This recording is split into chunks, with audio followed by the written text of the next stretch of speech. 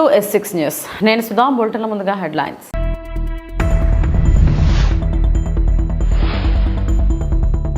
తెలంగాణ ముఖ్యమంత్రికి లేఖ రాసిన సీఎం చంద్రబాబు.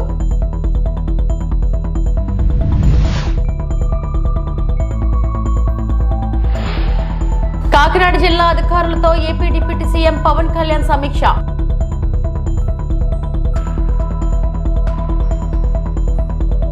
పోలీసుల్ని బానిసల్లా చూస్తూ వార్నింగ్ ఇచ్చిన మంత్రి భార్య. నివ్వెరపోయిన పోలీసులు.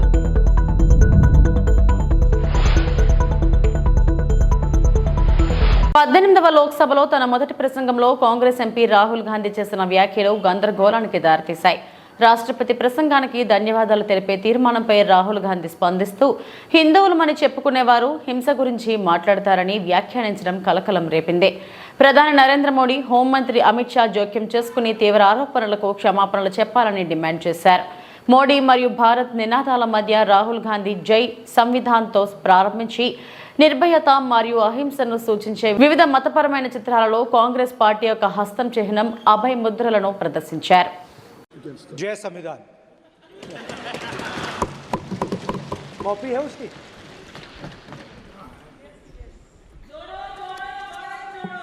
जय संविधान इसकी हमने रक्षा की है. देश ने मिलकर संविधान की रक्षा की है और अच्छा लग रहा है अब कि हर 2-3 मिनट बीजेपी के लोग संविधान संविधान संविधान संविधान कह रहे हैं. So I'd like to start by showing an image of our refuge. Okay? Sir Shiv ji की फोटो नहीं दिखा सकते सर? एक मिनट माननीय सदस्य. सर शिव जी की फोटो मना है सर? एक मिनट सर मना है तो रख देता हूं सर. नो एक मिनट प्लीज. आपने सवाल उठाया, आपके माननीय सदस्यगण 353 का नियम बता रहे थे, 352 का नियम बता. No no no no no please please please no. आपने कहा इस नियम प्रक्रिया से सदन चलना चाहिए. नियम प्रक्रिया में कोई भी प्ले कार्ड, कोई भी चिन्ह को सदन में नहीं दिखाया जा सकता. आपने कहा नियम से ऐसा नहीं है. माइक दीजिए सर. जी सर क्या इस हाउस में शिव जी की फोटो दिखाना मना है? माननीय सदस्य, आप बस ये बता दीजिए. माननीय सदस्य सर मना है या नहीं? ये देश डर का देश नहीं है. तो हमारे सारे के सारे महापुरुषों ने अहिंसा की बात की, डर मिटाने की बात की. डरो मत, डराओ मत, डरो मत, डराओ मत. और दूसरी तरफ शिव जी कहते हैं डरो मत, डराओ मत, अभय मुद्रा दिखाते हैं, अहिंसा की बात करते हैं, त्रिशूल को जमीन में गाड़ देते हैं. और जो लोग अपने आप को हिंदू कहते हैं वो 24 घंटा हिंसा हिंसा हिंसा, नफरत नफरत नफरत, असत्य सत्य असत्य.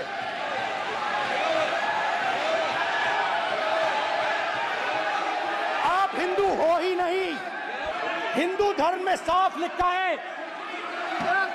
सत्य के साथ खड़ा होना चाहिए, सत्य से पीछे नहीं हटना चाहिए, सत्य से नहीं डरना चाहिए. अहिंसा हमारा प्रतीक है. अभय मुद्रा. विषय बहुत गंभीर है. पूरे हिंदू समाज को हिंसक कहना ये गंभीर विषय है. नहीं नहीं नहीं नहीं नहीं नहीं. नरेंद्र मोदी जी पूरा हिंदू समाज नहीं है. बीजेपी पूरा हिंदू समाज नहीं है.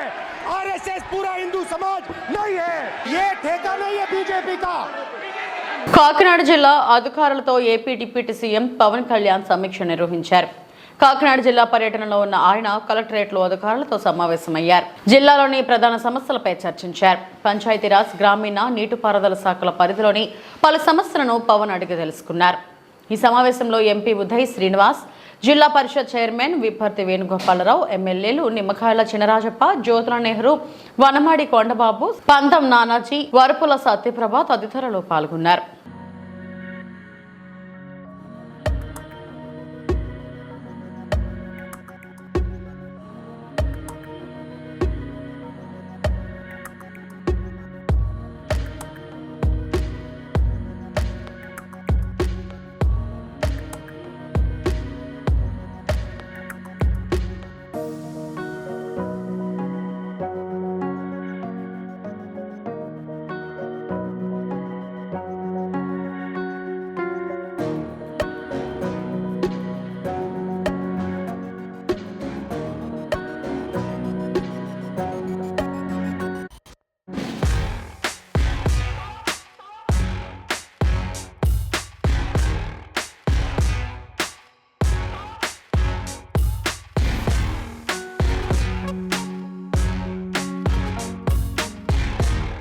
మంత్రి గారి భార్యకి రాజ్య మర్యాదలు కావాలట. రాయచోటిలో పోలీసులు తనిఖీ ఎస్కాట్ రావాలంటూ మంత్రి రాంప్రసాద్ రెడ్డి భార్య రుబాబు పోలీసుల్ని బానిసల్లా చూస్తూ వార్నింగ్ ఇచ్చిన మంత్రి భార్య నివ్వెరపోయిన పోలీసులు నిస్సహాయ స్థితిలో ఆమెకు సలాం.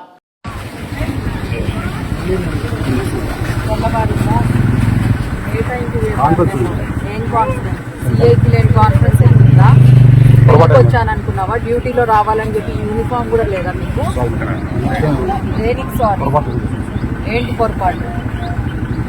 గవర్నమెంటే కదా ఇస్తుండే జీతము, వైసీపీ వాళ్ళు ఏమైనా ఇచ్చారా? మరి డ్యూటీ చేస్తున్నారా లేకపోతే ఏమన్నా? మీకోసం అర్ధగంట నుంచి వెయిట్ చేస్తాము. బాగుంది ఇప్పుడు ప్రోగ్రామ్ అంతా. మీరు వస్తున్నారా ఎట్లా? అదో మీ వెహికల్ క్యాన్వస్ స్టార్ట్ చేయండి. మరి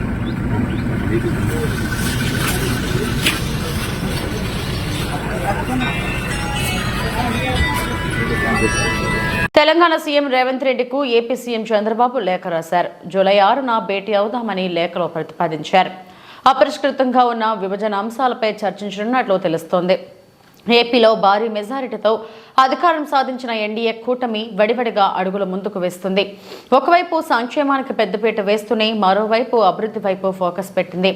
ఇప్పటికే సంక్షేమంలో భాగంగా సామాజిక పెన్షన్ల విషయంలో సీఎం చంద్రబాబు అవ్వాతాతలను నేరుగా కలిసి పెన్షన్ అందించారు. అలాగే అభివృద్ధిలో భాగంగా పోలవరం ప్రాజెక్టును సందర్శించి పనులపై అధికారులతో ఆరా తీశారు. అక్కడ వాస్తవ పరిస్థితుల గురించి ఇరిగేషన్ అధికారులను అడిగి తెలుసుకున్నారు. అదే క్రమంలో రాజధాని ప్రాంతం అమరావతిపై ఫోకస్ పెట్టారు. ఇదిలా ఉంటే పక్క రాష్ట్రం నుంచి రావాల్సిన విభజన ప్రయోజనాలపై కూడా ప్రత్యేక దృష్టి సారించారు. అందులో భాగంగానే ఏపీ సీఎం చంద్రబాబు తెలంగాణ ముఖ్యమంత్రి రేవంత్ రెడ్డికి లేఖ రాశారు. ఆ లేఖపై సీఎం రేవంత్ రెడ్డి సానుకూలంగా స్పందించారు. రేపు చంద్రబాబుకు తిరిగి తన అభిప్రాయాన్ని లేఖ రూపంలో పంపించనున్నారు.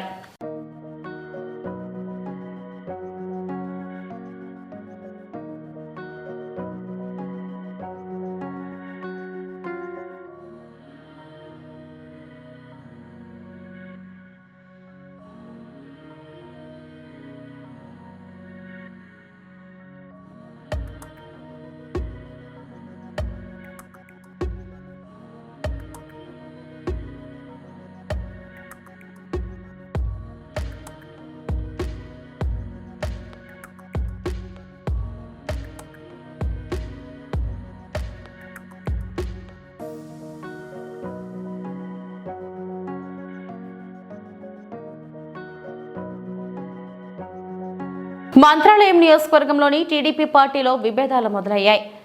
మిడ్ డే మీల్స్ ఏజెన్సీ నియామకం కోసం మాధవరం రాఘవేంద్రరెడ్డి వర్గం, పాలకుర్తి తిక్కారెడ్డి వర్గం పోరు మొదలైంది. పార్టీ స్థాపించిన తరువాత ప్రతిపక్ష పోరు తప్ప వర్గ పోరు లేదు. అటువంటిది గత ఎన్నికల పోరులో మంత్రాలయం నియోజకవర్గం ఎమ్మెల్యే మాధవరం రాఘవేంద్రరెడ్డి అభ్యర్థిగా ప్రకటించినప్పటి నుండి వర్గ విభేదాలు వచ్చాయని పార్టీ కార్యకర్తలు వాపోతున్నారు.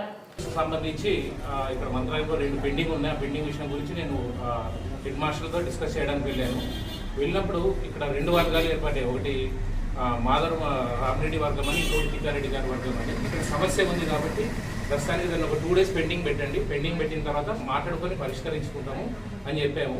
మేము అక్కడ పాతూరులో వెళ్ళిన తర్వాత అక్కడ నుంచి అక్కడికి మళ్ళీ హై స్కూల్ దగ్గరికి వెళ్ళి ప్రిన్సిపల్తో మాట్లాడి బయటకు వచ్చే సమయంలో మాధవ్ రాఘవేంద్ర రెడ్డి వాళ్ళ తమ్ముడు అయిన రామకృష్ణారెడ్డి కార్ అడ్డం పెట్టి వచ్చి మేము ఇన్ఛార్జ్ మేమైనా మీరెవరు మాట్లాడడానికి కాకుండా మీకేం సంబంధము ఇక్కడికి రాకూడదు మీరు అని చెప్పి నానా దుర్భాషలు ఆడుతూ ఇష్టం వచ్చినట్టు మాట్లాడుతూ ఒక్కసారి మూకుముడిగా 40-50 మంది వచ్చి నా మీద దాడి చేయడం జరిగింది.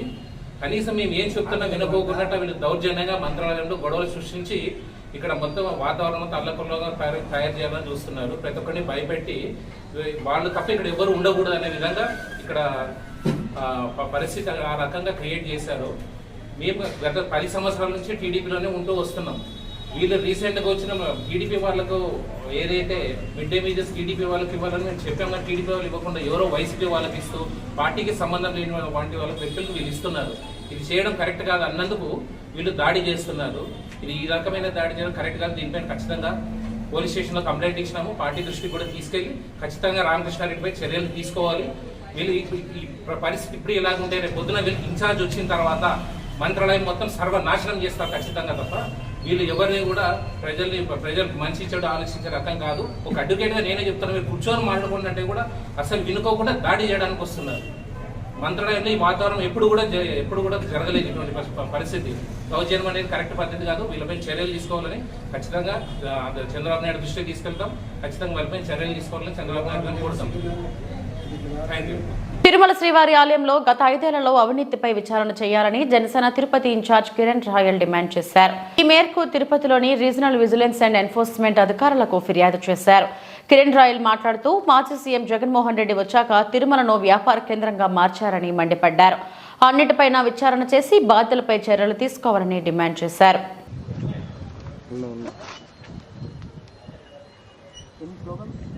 గోవింద గోవింద గోవింద గోవింద మీ ఆస్తులు మీరే కాపాడుకోవాలి. గోవింద గోవింద గోవింద గోవింద ఏడుకొండలవాడ వెండ గోవింద.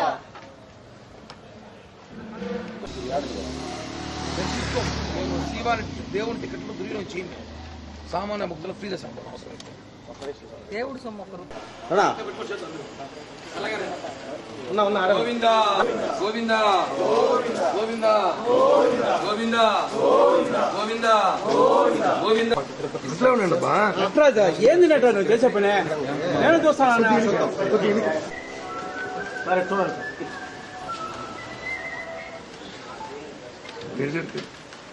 చెప్పి ఈ కూటమి ప్రభుత్వం వచ్చాక పవన్ కళ్యాణ్ గారు చంద్రబాబు గారు చాలా సీరియస్ గా చదువు చెప్తారు. శ్రీవాణి ట్రస్ట్ నిధులు 250 కోట్లు డిపాజిట్ అండి. మొత్తం యాక్చువల్లీ 4 పాటు తిరుమల చూడండి టికెట్స్ లెటర్లు. ఇది మినిస్టర్ది, ఇది రోజా గారిది, రామచంద్రారెడ్డి గారిది, అలాగే భాస్కర్ రెడ్డి గారిది. అలాగే మామూలుగా మీరు డిపార్ట్మెంట్ ఒక అధికారి పోతే 4 టికెట్లు ఇవ్వడం చాలా కష్టం. 25 టికెట్లు, 70 టికెట్లు, 60 టికెట్లు ఇస్తున్నారు. ఇవన్నీ గత ప్రభుత్వంలో అధికారంలో ఉన్న వాళ్ళు దుర్వినియోగం చేశారు. ఈ విషయం పబ్లిక్ తెలియాలి.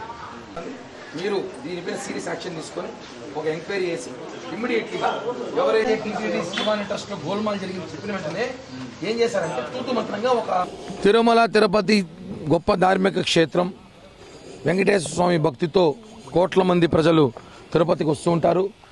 2019లో జగన్ రెడ్డి ప్రభుత్వం రావడమే ఈ ప్రభుత్వం వెంకటేశ్వర స్వామిపైన కన్నేసింది. వెంకటేశ్వర స్వామి ఖజానాపై కన్నేశారు. శ్రీవాణి ట్రస్ట్ పెట్టారు 2019లో సెప్టెంబర్లో. ఈ రోజు వరకు 5 ఏళ్ళు పూర్తిగా అవుతుంది. ఈ శ్రీవాణి ట్రస్ట్ పెట్టి ఇప్పటికీ 1350 కోట్లు వసూలు చేశారు. పవన్ కళ్యాణ్ గారు చెప్పారు 10,500 వసూలు చేస్తున్నారు, 500 రసీదు ఇస్తున్నారు, 10,000 రసీదు ఎక్కడ పోతుందని. ఆ 10,000 జగన్ రెడ్డికి పోతుందని చెప్పి గతంలో మేము చెప్పాము. కానీ అప్పుడు అధికారులు తూతూ మంత్రంగా పవర్ చేతుల్లో ఉందని చెప్పి ధర్మారెడ్డి, వైవి సుబ్బారెడ్డిలు ఏం చేశారు, ఒక శ్వేతపత్రం ఇచ్చి ఏదో 300 గుళ్ళు కట్టినాము అన్నారు. ఏ గుళ్ళు కట్టినారు, ఏ గుడులు నిర్మించినారు, ఎన్ని పునర్నిర్మాణం చేశారు, ఎన్ని గుళ్ళు మరమ్మతులు చేశారు, ఆ డీటెయిల్స్ అయితే ఇవ్వలేదు. అవి ఇవ్వండి. ఏ గుళ్ళు కట్టారో, ఎక్కడ కట్టారో, ఏ సంస్థకి ఇచ్చారు, ఏ ఇంజనీర్కి ఇచ్చారు, ఇంజనీర్లు పర్మిషన్ లేకుండానే గుళ్ళు కట్టారా, వైసీపీ ఇంజనీర్లు ఎవరైనా వచ్చారా, వైసీపీకి గుళ్ళు ఏమైనా కట్టారా, ఇవన్నీ అనుమానాలు వ్యక్తమవుతున్నాయి. శ్రీవాణి ట్రస్ట్ నిధులు భారీ ఎత్తున కుంభకోణం జరిగింది. దళితుల వార్డులో శ్రీకృష్ణుడు గుళ్ళు కడతా అని చెప్పి శ్రీవాణి ట్రస్ట్ పేరుతో డబ్బులు పెట్టుకున్నారు. దళితుల పేరు చెప్పి శ్రీవాణి ట్రస్ట్ మోసం చేశారు. అలాగే గత ప్రభుత్వంలో ఉన్న మంత్రులు రోజుకి 6 లేదా 12 దర్శనాలు ఇస్తారు, ఆనవాయితీ తీసుకుంటారు, వాళ్ళ పవర్లో ఉన్నారు కాబట్టి. కానీ ఈ ప్రభుత్వంలో ఒక మంత్రి మనం చూసుంటాం 75 టికెట్లు, 100 టికెట్లు, 80 టికెట్లు. చూడండి, మొన్న చూపించాం. రోజా గారు కానివ్వండి, పెద్దిరెడ్డి గారు కానివ్వండి, చెవిరెడ్డి గారు కానివ్వండి, ఇక్కడ మన జిల్లానే కాదు, మంత్రులందరూ కూడా 70 టికెట్లు తక్కువ ఎవరు తీసుకోలేదు. ఎందుకని టికెట్లు ఇచ్చారు? ఆ టికెట్ల మీద విచారణ జరపాలి. ఆ టికెట్లు ఇచ్చిన ఐడి కార్డులు తీసుకుంటారు, వాళ్ళ ఫోన్ నెంబర్లు ఉంటాయి, వాళ్ళకి ఫోన్లు చేయండి.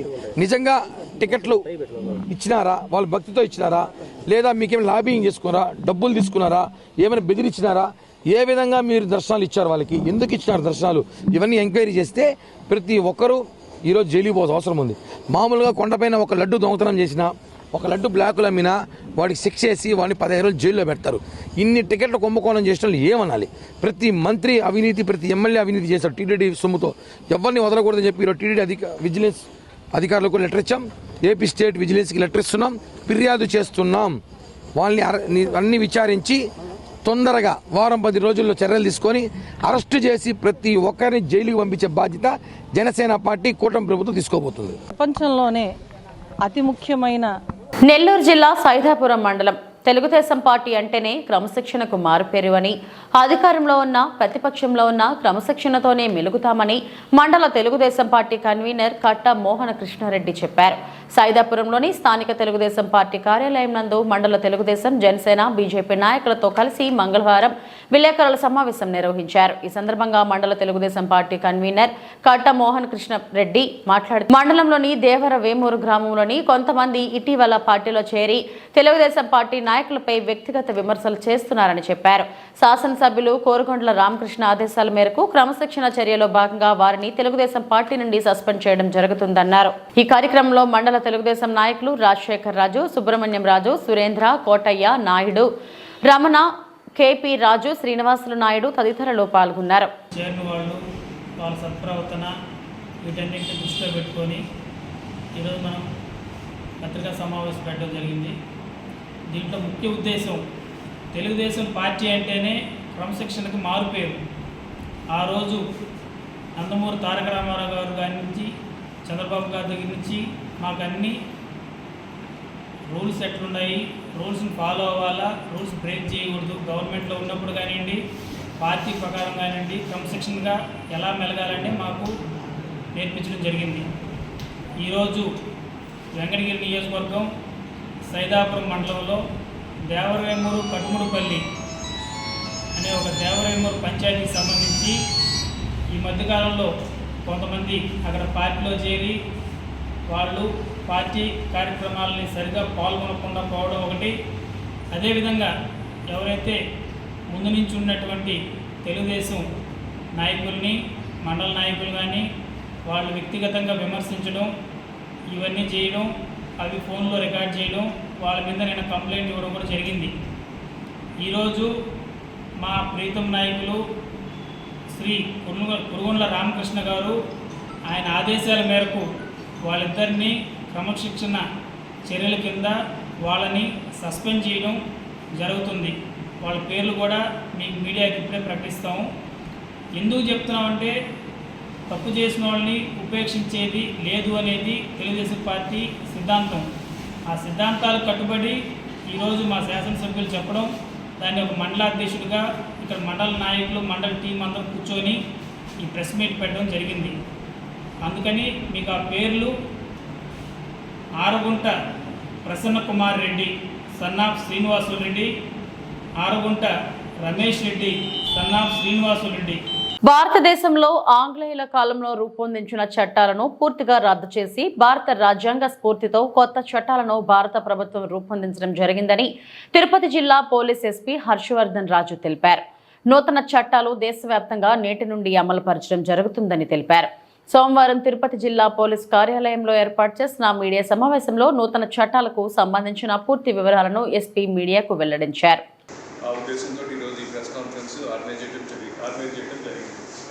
సో ఇప్పుడు చూసినట్లయితే మనకి దాకా 3 చట్టాలు అంటే Indian penal code, criminal procedure code, Indian evidence act. మనకు దాదాపు 1861 నుంచి తర్వాత పోతే 1977 కావచ్చు, తర్వాత ఇండియన్ ఎవిడెన్స్ 1872 కావచ్చు. ఈ 3 చట్టాలు మనకు బ్రిటిష్ టైమ్స్ నుంచి కూడా అవే చట్టాలు అమలు ఉంటాయి. అయితే లాస్ట్ ఇయర్ మనకు మన గవర్నమెంట్, సెంట్రల్ గవర్నమెంట్ కొత్త చట్టాలని రూపొందించడం జరిగింది. సో వాటి పేరు చూసినట్లయితే భారతీయ న్యాయ సంహిత ఇండియన్ పీనల్ కోడ్కి సంబంధించి, అట్లాగే భారతీయ నాగరిక సురక్షా సంహిత క్రిమినల్ ప్రొసీజర్ కోడ్కి కరస్పాండింగ్ యాక్ట్, అట్లాగే భారతీయ సాక్ష్య అని 3 చట్టాలు కూడా రూపొందించారు. ఈరోజు 1/7/2024 నుంచి ఈ 3 చట్టాలు కూడా అమలు కావడం జరుగుతుంది. సో ఈ 3 చట్టాలకి సంబంధించి ఒకసారి చూసుకున్నట్లయితే వాటి యొక్క అంటే ప్రధానంగా ఎటువంటి చేంజెస్ అంటే వ్యవస్థలో ఆ యాక్ట్స్లో ఎటువంటి చేంజెస్ తీసుకొచ్చారే దాని మీద చూసినట్లయితే ఇది justice system based on Indian thinking, అంటే న్యాయ వ్యవస్థ మన ఇండియాకి మన ఆలోచనలకు తగ్గట్టుగా, మన వ్యవస్థలకు తగ్గట్టుగా, మన సొసైటీకి తగ్గట్టుగా రూపొందించడం జరిగింది.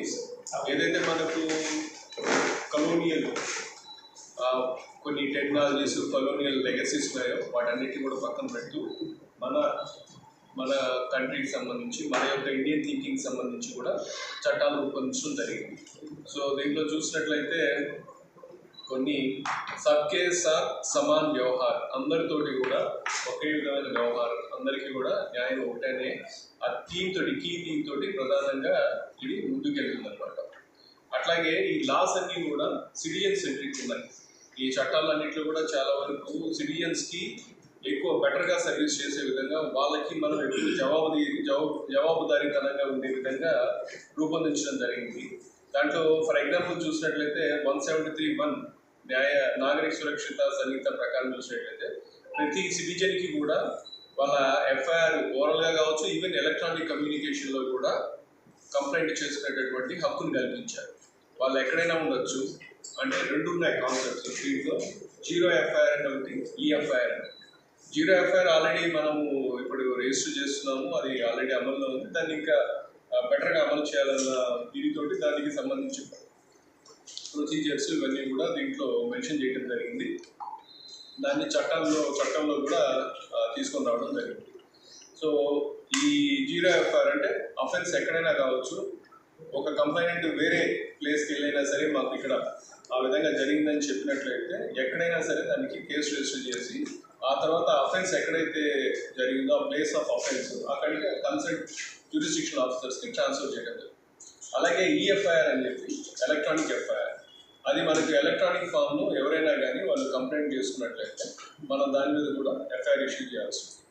సో ఈ ఎఫ్ఐఆర్ వీటన్నిటికీ సంబంధించి మళ్ళీ చాలా డీటెయిల్గా ఇచ్చారు ఎలా చేయలేంటి, అవన్నీ కూడా మీకు నేను హ్యాండ్అవుట్ సాగిస్తాను. సో దాన్ని చూసుకున్నట్లయితే మనకు కొంత అవగాహన వస్తుంది. అయినప్పుడు తర్వాత సిటిజన్స్ కూడా మనం ఎఫ్ఐఆర్ కాపీస్ అనేది ఖచ్చితంగా అందజేయాల్సిన అవసరం ఉందని చెప్పి దాన్ని కూడా 173(2)(1) BNSSలో మెన్షన్ చేయడం. సో ఆ సెక్షన్ ప్రకారం ఖచ్చితంగా మనం వాళ్ళకి ఎఫ్ఐఆర్ కాపీలు కూడా అందించాల్సి ఉంటుంది. అదే కాకుండా ఈ కేసు యొక్క ప్రోగ్రెస్ గురించి కూడా మనము కంప్లైంట్కి తెలియజేయాల్సిన బాధ్యత కూడా మన పైన ఉంది. ఖచ్చితంగా వాళ్ళకి ఆ నిర్దిష్ట గడువు దీంట్లో చూసినట్లయితే ఇన్వెస్టిగేషన్ జరిగిన 90 రోజుల లోపల తిరుపతి నగరపాలక సంస్థ పరిధిలో ప్రజలకు ఇబ్బంది కలిగిస్తున్న ఆక్రమణలు ఉపేక్షించమని, ప్రతి ఒక్క ఆక్రమణను తొలగిస్తామని, అదేవిధంగా కాలువల్లో పూడిక తీయించే పనులు చేపడుతున్నామని Tirupati municipal corporation commissioner Aditi Singh IAS అన్నారు. తిరుపతి నగరపాలక సంస్థ కార్యాలయంలో సోమవారం మీకోసం ప్రజా సమస్యల పరిష్కార వేదిక కార్యక్రమంలో కమిషనర్ అదితి సింగ్ ప్రజల నుండి ఫిర్యాదులను, వినతులను స్వీకరించారు. ఈ సందర్భంగా ప్రజల నుండి వచ్చిన ఫిర్యాదులను, వినతులను కమిషనర్ స్వీకరిస్తూ సమస్యల పరిష్కారానికి కృషి చేస్తామని, అధికారులతో చర్చించి సమస్యలను పరిశీలించి త్వరగా ఆయా సమస్యల పరిష్కారానికి కృషి చేస్తామని హామీ ఇవ్వడం జరిగింది. తిరుపతి కార్పొరేషన్ 33వ డివిజన్ కార్పొరేటర్ దూది కుమారి భర్త దూది శివ వినతి పత్రం ఇస్తూ అశోక్ నగర్ లో వెళ్తున్న పెద్ద కాలువలో సిల్ట్ తొలగించాలని, స్కావెంజర్స్ కాలనీలో అనేక చోట్ల యూడీఎస్ పొంగి పొర్లుతున్నాయని, తిరుమల బైపాస్ రోడ్డు నందు నిర్మించిన అక్రమ దుకాణాలను తొలగించాలని చెప్పడంతో స్పందించిన కమిషనర్ మాట్లాడుతూ కాలువల్లో సిల్ట్ తొలగించే పనులు చేపట్టామని, ఆక్రమణలు తొలగిస్తామని చెప్పడం జరిగింది. ముఖ్యమైన ఫిర్యాదుల్లో మారుతినగర్, రాయల్ నగర్ ప్రాంతాలను కలుపుతూ నిర్మించిన సీసీ రోడ్డుకు మాజీ మంత్రి పెద్దిరెడ్డి ఇరువైపులా 2 గేట్లను పెట్టించడంతో సామాన్య ప్రజలు రాకపోకల కోసం ఇబ్బందులు పడుతున్నారని పరిశీలించి తగు చర్యలు తీసుకోవాలని, సెట్టిపల్లిలో లేఅవుట్ను క్రమబద్ధీకరించి ప్లాట్లను కేటాయించాలని, బ్లిస్ దగ్గర మురికినీరు రోడ్డుపై ప్రవహిస్తున్నదని, శంకర్ కాలనీలో త్రాగునీటిలో డ్రైనేజ్ నీరు కలుస్తున్నదని, క్రైమ్ స్టేషన్ వెనుక వైపు ఎనుములు కట్టేయడం వలన పరిసరాలు ఇబ్బందిగా తయారయ్యాయని, నెహ్రూ నగర్లో కావమ్మ మరియమ్మ గుడి ముందర వర్షం నీరు నిల్వ ఉండి పోతున్నదని, సున్నపు వీధిలో తరచూ కాలువలు పొంగుతున్నాయని, మరికొన్ని చోట్ల కాలువలపై మూతలు లేవని, అదేవిధంగా కొన్ని ప్రాంతాల్లో డ్రైనేజీ సమస్యలు పరిష్కరించాలనే ఫిర్యాదులపై కమిషనర్ అదితి సింగ్ ఐఏఎస్ స్పందిస్తూ చర్యలు తీసుకుంటామని తెలిపారు. ఈ కార్యక్రమంలో additional commissioner Charan Tej Reddy, deputy commissioner Amaraiah, health officer doctor Yuva Anvesh Reddy, municipal ఇంజనీర్లు చంద్రశేఖర్, వెంకట్రామరెడ్డి, రెవెన్యూ అధికారులు Sethu Madhav, KL Varma, deputy city planner Srinivasulareddy, additional city planner Balasubramanyam, manager Chittibabu, డిఈలు, సూపరింటెండెంట్లు తదితరుల అధికారులు పాల్గొన్నారు.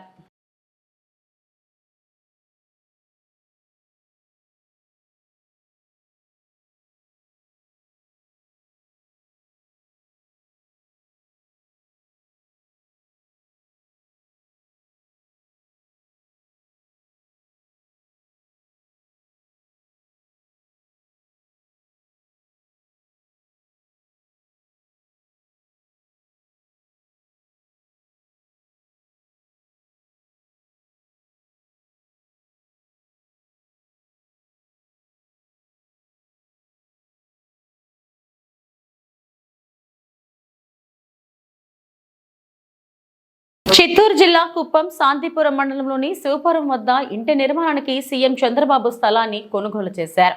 అది వ్యవసాయ భూమి కావడంతో భూ వినియోగ మార్పిడి సబ్ డివిజన్ కోసం టీడీపీ నాయకులు దరఖాస్తు చేశారు.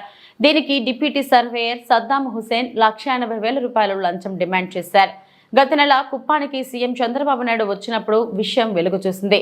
లంచం తీసుకోవడం నిజమేనని తేలడంతో సద్దాం హుసేన్ ను సస్పెండ్ చేశారు.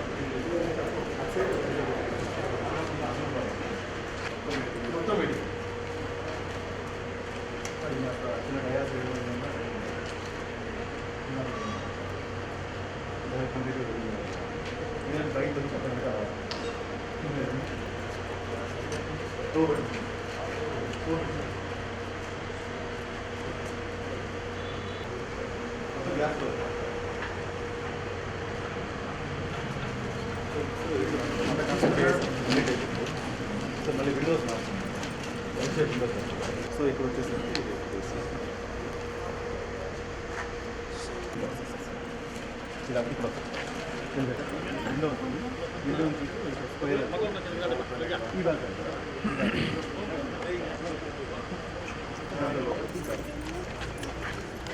ఎక్కడ విలేజ్ ఇక్కడ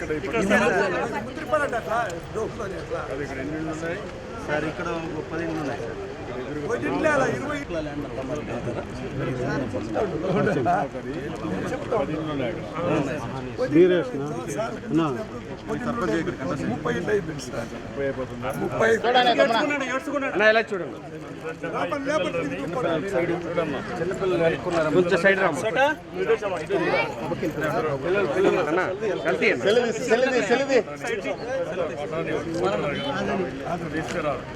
ఈ వార్తలు ఇంతటితో సమాప్తం. నమస్తే.